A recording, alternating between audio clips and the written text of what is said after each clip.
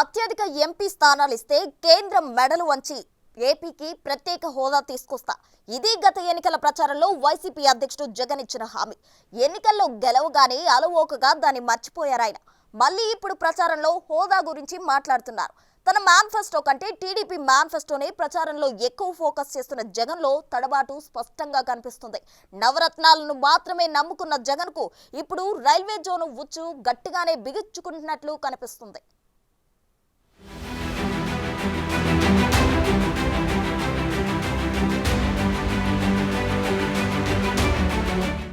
ఏపీలో 25కి 25 ఎంపీ సీట్లు తమకిస్తే కేంద్రం మెడలు వంచి స్పెషల్ స్టేటస్ తీసుకొస్తానని గత ఎన్నికల ప్రచారంలో ఓదరగొట్టారు జగన్. ఆ హామీని నమ్మి 22 ఎంపీ సీట్లు కట్టబెట్టారు రాష్ట్ర ప్రజలు. 5 ఏళ్లు పూర్తయినా ఆ హామీ ఊసి ఎత్తడం లేదు ముఖ్యమంత్రి. సీన్ కట్ చేస్తే ప్రత్యేక హోదా అంశాన్ని అటకెక్కించేసిన బీజేపీతో పొత్తు పెట్టుకుని ఎన్నికల సమరంలోకి దిగాయి టీడీపీ, జనసేనలు. ఎన్డీఏ కూటమి నేతలతో పాటు వైసీపీ నేతలు కూడా స్పెషల్ స్టేటస్ డిమాండ్ వినిపించడం లేదు. ఒక్క కాంగ్రెస్ రాష్ట్ర అధ్యక్షురాలు మాత్రమే హోదాపై మోడీని నిలదీస్తున్నారు. చంద్రబాబు గారితో పొత్తు పెట్టుకుంటే చంద్రబాబు గారు మాకు 15 ఏళ్లు కావాలి అంటే మోడీ గారు తిరుపతి సాక్షిగా ఆంధ్ర రాష్ట్ర ప్రజలందరికీ మాటిచ్చారు 10 సంవత్సరాల ప్రత్యేక హోదా అని. మరి అధికారంలోకి వచ్చాక 10 సంవత్సరాలు అయింది ఈ రోజుటికి. 10 సంవత్సరాల కిందట చెప్పిన మాట ఈ రోజుటి వరకు మోడీ గారు నిలబెట్టుకోలేదు. అందుకు గాను మోడీ గారు ఆంధ్ర రాష్ట్ర ప్రజలకు లిఖితపూర్వకంగా క్షమాపణ చెప్పాలి. వెంటనే మీరు ఒకవేళ అధికారంలో వచ్చే ప్రసక్తి లేదు, కానీ ఒకవేళ పొరపాటున వస్తే కూడా మీరు వెంటనే దీన్ని ఫుల్ఫిల్ చేస్తారని అఫిడవిట్ రాసిచ్చే ధైర్యము మీకుందా? మాకు రాజధాని కూడా లేదు. మీకు న్యూఢిల్లీ ఉంది, మిగతా అన్ని రాష్ట్రాలకు అన్ని రాజధానీలు ఉన్నాయి. మరి మాకేముందండి? మాకు ఏది మిగల్చలేదు కదా. మరి కనీస బాధ్యత కాదా మీకు? బీజేపీ ఒక మతతత్వ పార్టీ. మరి మీరు మణిపూర్ లాంటి ఘటనల ద్వారా ఏం భరోసా కల్పిస్తున్నారు ప్రజలకు? ఎస్సీ, ఎస్టీ, బీసీ మైనారిటీలకు వాళ్ళు కేటాయించిన నిధులలో ఏమాత్రం ఇస్తున్నారు? కనీసం వాళ్ళకి ఈరోజు వాళ్ళ ప్రాణాలకు కూడా రక్షణ లేకుండా పోయింది. ఎన్ని దాడులు జరుగుతున్నాయి వాళ్ళ మీద. మా రాష్ట్రంలోనైనా ఎన్ని దాడులు జరుగుతున్నా మీ కమిషన్లకు వచ్చి మేము రిపోర్టు చేసినా ఒక్కసారైనా స్పందించలేదు. ఎందుకు అని అడుగుతున్నాం. మెడలు వంచి ప్రత్యేక హోదా తెస్తానని ప్రకటించిన జగన్ ఇప్పుడు ఎన్నికల ప్రచారంలో కనీసం ఆ డిమాండ్ కూడా చేయడం లేదు. బీజేపీ ప్రత్యర్థిగా మారిన హోదాపై ప్రశ్నించలేకపోతున్నారు. పైపెచ్చు 5 ఏళ్లు అధికారంలో ఉన్న ఆయన చంద్రబాబు ప్రత్యేక హోదాని అమ్మేశారని విమర్శలు గుప్పిస్తున్నారు. ప్రత్యేక హోదా ఇచ్చాడా? అది అమ్మేశాడు. మళ్ళీ ఇవాళ ఏమంటా ఉన్నారు? మళ్ళీ ఇదే ముగ్గురు, మళ్ళీ ఇదే కూటమి, మళ్ళీ కొత్త మేనిఫెస్టో అంటూ మళ్ళీ డ్రామాలు, మళ్ళీ హిస్టరీ రిపీట్స్, మళ్ళీ హిస్టరీ రిపీట్స్. ఇవాళ మళ్ళీ ఏమంటా ఉన్నారు? మళ్ళీ సూపర్ 6 అంటా ఉన్నారు, సూపర్ 7 అంటా ఉన్నారు. నమ్ముతారా? నమ్ముతారా? సంక్షేమ పథకాలే నమ్ముకుని ఎన్నికల యుద్ధంలోకి దిగిన జగన్ ఫ్రస్ట్రేషన్లో ఉన్నట్టు కనిపిస్తున్నారు. ప్రధాని మోడీ స్వయంగా జగన్ని టార్గెట్ చేస్తున్నారు. ప్రధానికి కౌంటర్ ఇచ్చే పరిస్థితి లేని వైసీపీ ఇప్పుడు అయోమయంలో పడ్డట్టు కనిపిస్తోంది.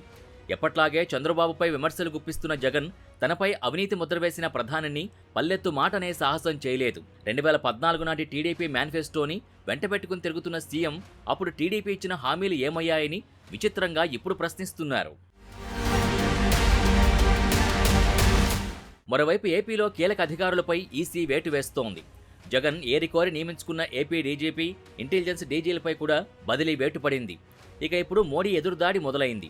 ఆ క్రమంలో వైసీపీ అధ్యక్షుడు జగన్ వాయిస్ మారిపోయింది. ఎన్నికలు ప్రశాంతంగా జరుగుతాయన్న నమ్మకం పోతోందని, అధికారుల్ని ఇష్టానుసారం మార్చేస్తున్నారని వాపోతున్నారు. వైసీపీలో అలజడి మొదలైంది అనడానికి అదే నిదర్శనమంటున్నారు విశ్లేషకులు. నిజంగా ఎన్నికలన్నీ కూడా బాగా జరుగుతాయి అన్న నమ్మకం రోజు రోజుకు కూడా సన్నగిల్లుతా ఉంది. కారణం ఏమిటి అనంటే ఆన్గోయింగ్ పథకాలకు సంబంధించిన, ఆన్గోయింగ్ స్కీమ్స్కి సంబంధించిన బటన్లు నొక్కిన సందర్భాలలో కూడా డబ్బులు కావాలని అక్కచెల్లెమ్మలకు పోకుండా ఆపుతా ఉన్నారు. ఇష్టానుసారంగా అధికారులందరినీ కూడా మార్చేస్తూ ఉన్నారు. రావాల్సిన మంచి ఏది కూడా ప్రజలకు జరగకుండా చేస్తూ ఉన్నారు. ఇన్ని కుట్రలు పన్నుతా ఉన్నారు. కేవలం ఎందుకో?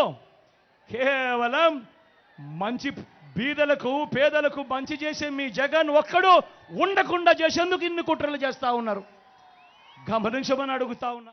ఈ పరిస్థితికి తోడు ఎన్నికల టైంలో వైసీపీకి విశాఖ రైల్వే జోన్ ఉచ్చు బిగుసుకుంది. విశాఖను ఎగ్జిక్యూటివ్ క్యాపిటల్ అంటున్న జగనే జోన్ రాకుండా అడ్డం పడ్డారన్న ప్రచారం మొదలైంది. గతంలో కేంద్ర మంత్రి రైల్వే జోన్కు రాష్ట్ర ప్రభుత్వం స్థలం కేటాయించలేదని ప్రకటించగానే వైసీపీ మంత్రులు మీడియా సమావేశాలు పెట్టి మరీ కప్పిపుచ్చుకునే ప్రయత్నాలు చేశారు. అయితే తాజాగా ప్రధాని నరేంద్ర మోడీనే రైల్వే జోన్ విషయంలో వైసీపీ ప్రభుత్వ నిర్లక్ష్యంపై విమర్శలు గుప్పించడం చర్చనీయాంశంగా మారింది.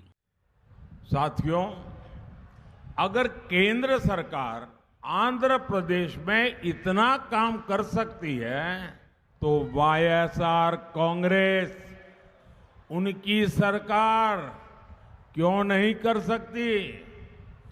बीजेपी का मंत्र है development, development, development. YSR Congress का मंत्र है करप्शन, करप्शन, करप्शन। ये विकास के हर कार्य में ब्रेक लगा रहे हैं। हमने विशाखापट्टनम को अलग रेलवे जोन बनाने की मंजूरी दी। విశాఖలో రైల్వే ముఖ్య కార్యాలయానికి భూమి అడిగితే ఇవ్వలేదని ప్రధాని తేల్చి చెప్పారు. రైల్వే జోన్ స్థలంపై కేంద్ర మంత్రి అబద్ధం చెప్పారని మంత్రి బొత్స వివరణ ఇచ్చిన రోజుల వ్యవధిలోనే వైసీపీ డబుల్ గేమ్ ఆడుతోందన్న విషయాన్ని ప్రధాని స్పష్టం చేశారు. విశాఖ రాజధాని అంటూ సీఎంఓ కార్యాలయం పేరుతో ప్యాలెస్ నిర్మాణానికి ఋషికొండనే తవ్వించేసిన జగన్ సర్కార్ రైల్వే కార్యాలయానికి ఇవ్వడానికి స్థలం చూపించలేకపోయారా అన్న విమర్శలు వెల్లువెత్తుతున్నాయి.